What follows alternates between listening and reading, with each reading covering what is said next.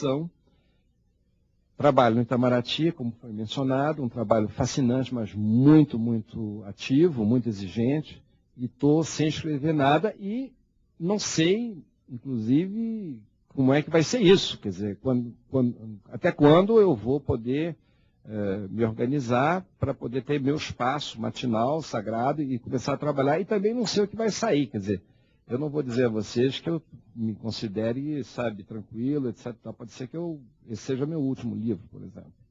Mas, como eu sou muito observador e vejo sempre pequenas cenas e tal, estou sempre sentindo uma vontade de voltar a trabalhar e espero conseguir.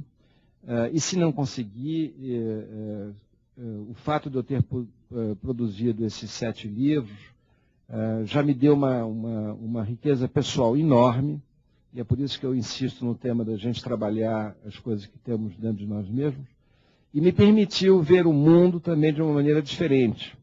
Me permitiu ver também a minha carreira como diplomata de uma maneira diferente. Eu, digamos, antes de escrever, eu era um diplomata que via o mundo e minha carreira e meus colegas de uma maneira que não tinha nada de errado, mas era uma maneira meio monolítica.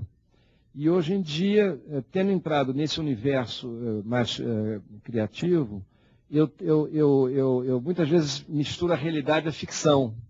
E muitas vezes com excelentes resultados, porque uma dose de ficção na realidade do dia a dia, às vezes dá uma solução para problemas que normalmente a gente não consegue ter, né? Então, eu uso muito esse lado, digamos, esse contraponto, digamos assim, da minha literatura no meu dia a dia, e espero que com bons resultados, e vice-versa, tudo que eu vivo na minha realidade de trabalho, frequentemente se reflete na minha literatura, seja porque surge uma situação que é forte o suficiente para me inspirar, em qualquer sentido, no bom ou no péssimo, né? Seja porque há uma dinâmica meio misteriosa que me leva a trabalhar aquele determinado tema. Mas eu acho que eu vou parar aqui para ver se vocês fazem algumas perguntas, se quiserem. E muitíssimo obrigado pela atenção.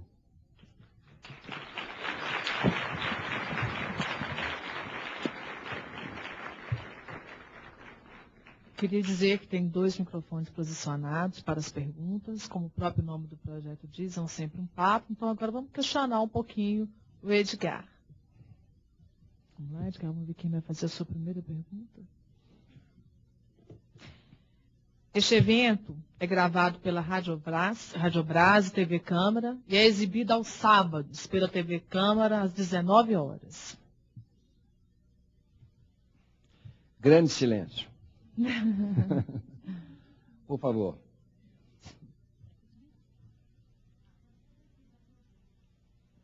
Não, é melhor pegar o microfone, porque senão não escutam lá do outro lado. Eu cheguei um pouco atrasada, mas você chegou a mencionar a frustração com o cinema. Eu queria saber que frustração com o cinema é essa que você acabou de falar. É a frustração de não poder fazer um longa-metragem. Você sabe que você pode, quando faz cinema, ter prazer e se realizar plenamente como um curta-metragista e fazer só curta-metragens, documentários e tudo mais, e há verdadeiros gênios nesse campo. Mas, em geral, quem mexe com cinema tem a ambição ou o sonho de fazer longa-metragens, né?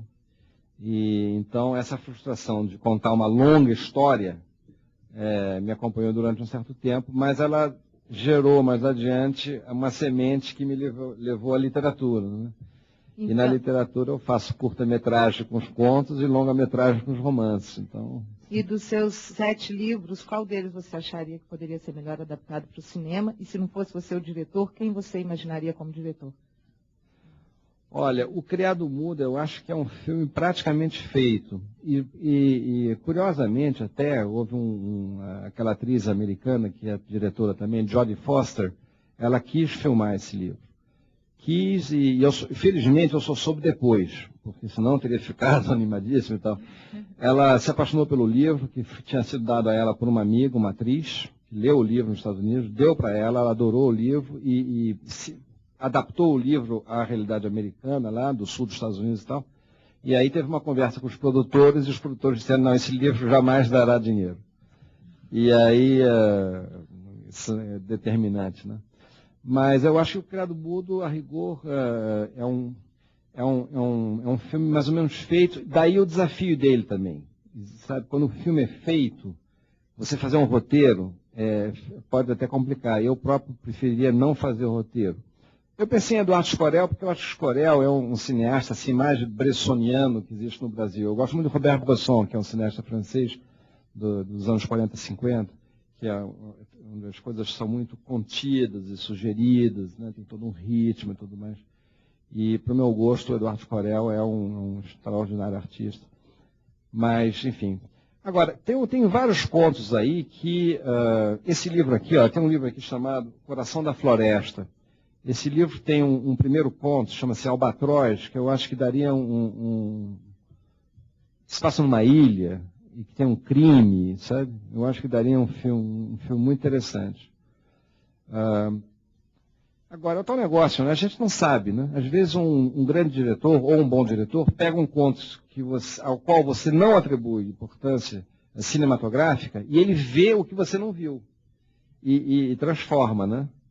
Se você vê o Blow Up do Antonioni e compara com o conto do Cortázar, são duas coisas inteiramente distintas, né? Duas coisas belíssimas. Mas é muito difícil você ver o elo imediato, né? Tinha uma pergunta lá em cima. Ou um braço que se ergueu. O microfone. Não? Não. Seria possível dirigir até o microfone, por favor? Dá para ouvir, sim.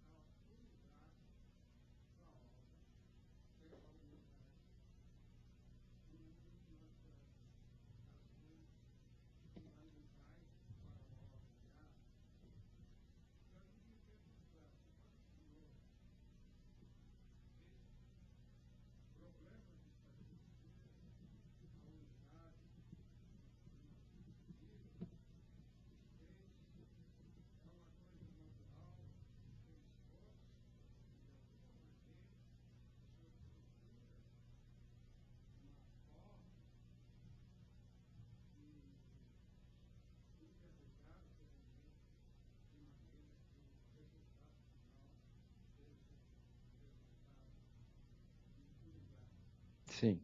O objetivo é a unidade, de fato.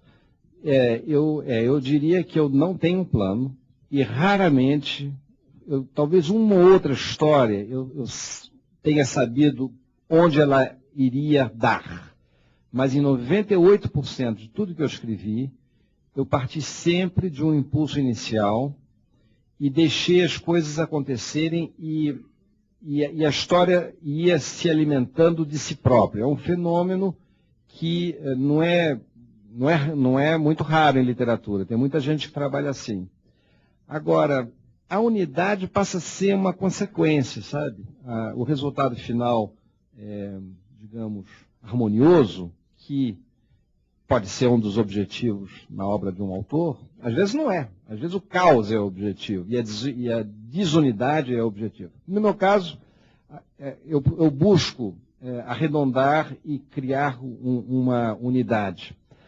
Ela vem, em meu caso, frequentemente do entrelaçar das situações que vão se desenvolvendo aos poucos. Eu já cheguei a ter um momento, num dos livros que eu escrevi, em que eu estava num impasse total, porque eu tinha